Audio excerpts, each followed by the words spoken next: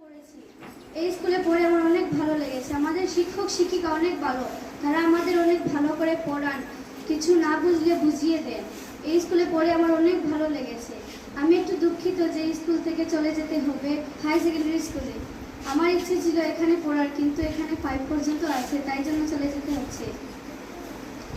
আমি আমার স্কুলের জন্য অনেক গর্বিত। আমি আমার শিক্ষক শিক্ষিকাকে অনেক ধন্যবাদ জানাতে চাইছি, তারা আমাদের এত ভালো করে পড়িয়েছেন, তাই জন্য নমস্কার। আমি এখন স্কুলের বিষয়ে কিছু বলবো।